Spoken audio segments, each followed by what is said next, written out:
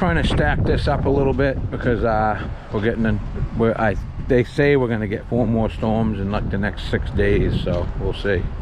It's another thing about having a plow that's, you don't want one of those plows that's wicked heavy because it won't lift like that. Stack. These stupid design parking lots like this, you got to pile this on every island there is, or you end up in trouble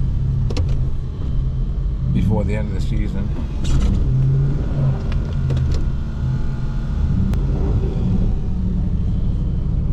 This parking lot's got so many curbs, it's just hard on a plow truck. I don't care what anybody says. You hit curbs when you get overtired like I am right now.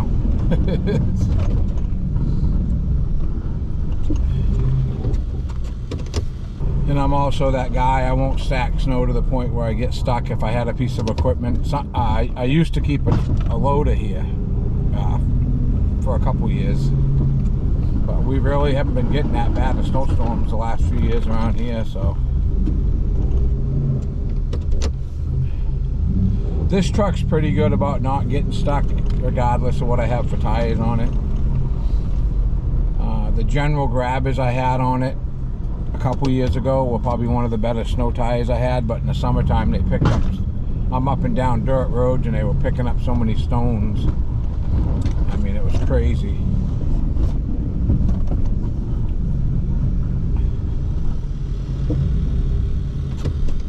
I don't normally say too much about a V-plow, but when you run out of room and you're trying to gather snow up to put certain places, that's when the V-plow comes in handy.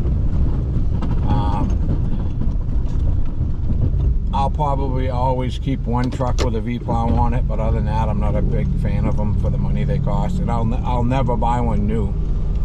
I bought this from another landscape company that got in trouble financially, and it was brand new. It was in his pole barn. It was an extra one they had for his trucks because they all use V-plows. And I ended up giving him, I think, $5 for it. Came with the plow and the controller. The push plates were to a Dodge, so I didn't want those anyways. And he wanted $5,500, and I knew I would never use the push plates to a Dodge, so.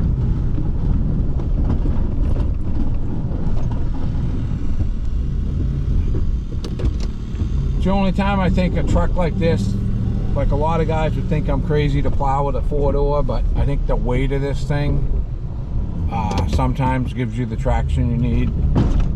A lot of guys might argue that, but I think the reason these 4-doors don't get stuck is because they weigh like, this probably weighs about 7,000 pounds with the sander and plow and everything else on it. I live on the other side of town in the camp road. I plow. I got one that's on this side of town I got to go do after this. It's actually a private, it's a driveway. It is a road, but it's considered a private driveway because the guy owns all the houses that are on that road. So he pays me to plow it like the day after the storm or whatever. But that one's on this side. I do think this side of town got a little bit less snow. I don't know why. That's true a lot of times. I live in East Wakefield, which is actually a little further north than this, I believe is how it works. But there's times we get 3 or 4 more inches of snow out there, and you're only talking 7 miles from here to there.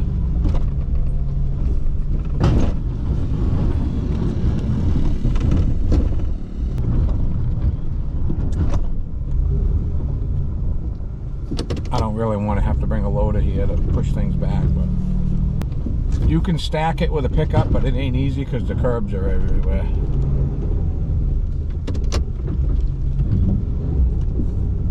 And if I decide to do that Wednesday with a pickup, I'll probably have someone come out with the dump truck, so if I get stuck, I can get pulled out. But I don't like hauling my equipment when the weather's bad and the roads are all crap.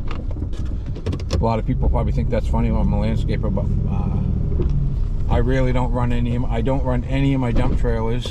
I even stopped delivering firewood once the roads get salted up. And like right now, every day you go down a major road up here and it's melting, so you end up with a salt mess all over everything you own. I wash this truck a couple times a week because I like getting the salt off the road brakes and rotors. This is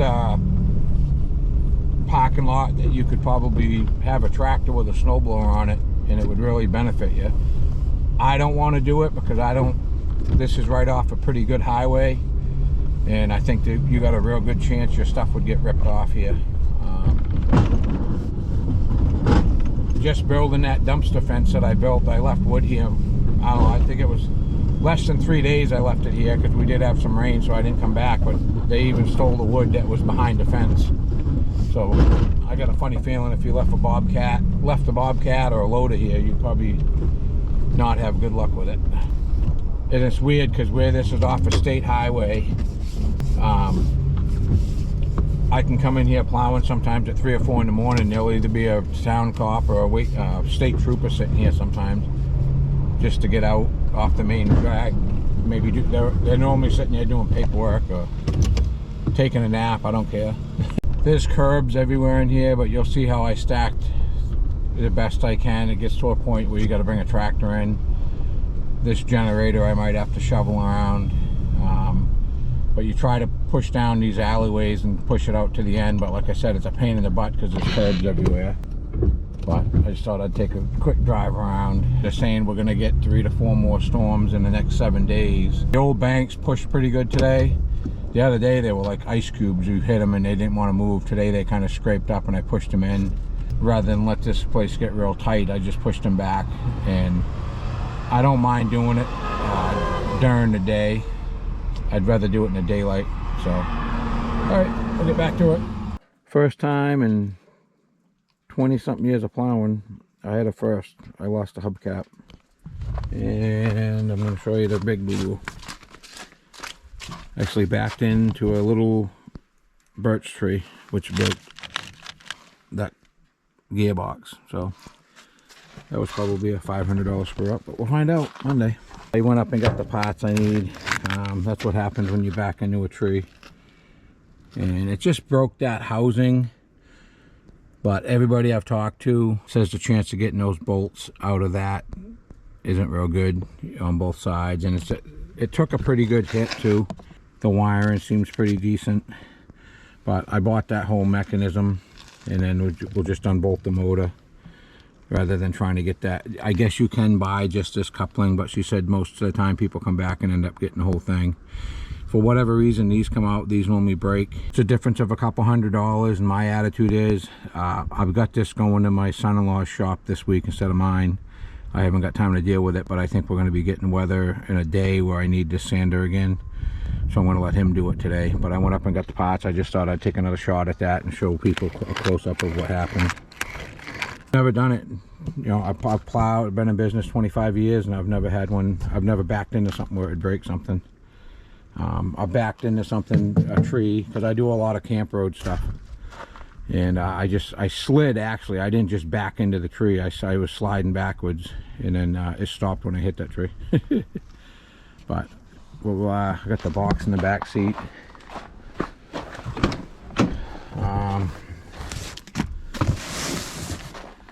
We'll get it open and see what it looks like. Alright, so I chose, what I ended up doing is for $550 right at a Fisher dealer, you get that whole gearbox. Which it doesn't bother me that I'm doing it that way, because the whole thing back there was getting pretty corroded and beat up. I don't think I'm going to have a problem doing that.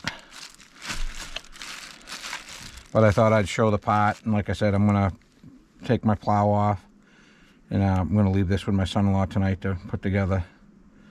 I'm actually busy doing other stuff. I've actually got stuff ripped apart at my house, and I'm working on a tractor in my garage right now, so I'm going to let him do this because I'm nervous. If I don't have it ready, something's going to happen. So we're supposed to be getting weather. Today's Monday, late Monday. I believe Wednesday we're supposed to be getting some freezing rain, which is going to make it, I believe I'm going to need this sander. And right now this is the only sander I have on this one truck. So I also want to show on this new one how this is all here. This one here hit the tree down here, broke off those ears. That whole thing took a pretty good hit. So like I said, I think I'm going to I think I'm making a smart decision just changing that. My son-in-law fixes Fisher plows in general, but a lot of Fisher stuff, so if he wants to keep these pieces and parts too, probably ain't going to be a bad idea, because right now this thing's fairly modern. I want to say it's 4 years old, maybe 5, but there'll be a day this will probably still be around and parts availability won't be as good as they are right now. As far as getting pieces, I think you'll always be able to buy that whole unit from Fisher. I guess it's been the same for quite a few years, but I just thought I'd take a shot. I believe this just slips on to the shaft to the sander. I don't think you've got to take the chain apart, I hope. We'll find out, but like I said, when it gets back together, I'll show you. I also broke this light. I believe I got an extra one in the shop. I'm going to have to put this all back together. Normally, the end of February, March, I'll end up doing a lot more sanding because things melt during the day when it's warm, freeze up at night. People that need to get oil deliveries and propane deliveries, normally when it's frozen in the morning, an oil truck won't deliver. So you get a lot of calls for sanding roads in the spring, early spring. We got that motor back on. Actually, we reused the motor, and I had to buy new bolts. I did get one stainless steel bolt that was broken, that motor, and we just ran out of time that night. My son-in-law has a regular job, just does the mechanical on the side, but he got it up and running. I used it already, a couple loads. Everything's fine. I was nervous something else might have broke because it hit pretty hard after we got looking at it. We didn't get the lights back on yet. We're gonna just, again, we ran out of time, but I just wanted to show we got that back on, and basically shit that happens. So this 3 days there was no storms. I'm probably just going to throw those lights back on myself. We left the pigtail inside, so it won't be a big deal, but I just thought I'd show that it's back on. And like I said, I didn't realize how much of that other piece I busted off until I got looking at it. But everything's good. I just thought I'd end this video here. I just want to, I think this is a good short video just showing some of the stuff that happens. And like I said, that was a $550 part. I don't know what he'll charge me for labor to put it on. It didn't come apart good from what he said. Another reason I'm glad I didn't touch it.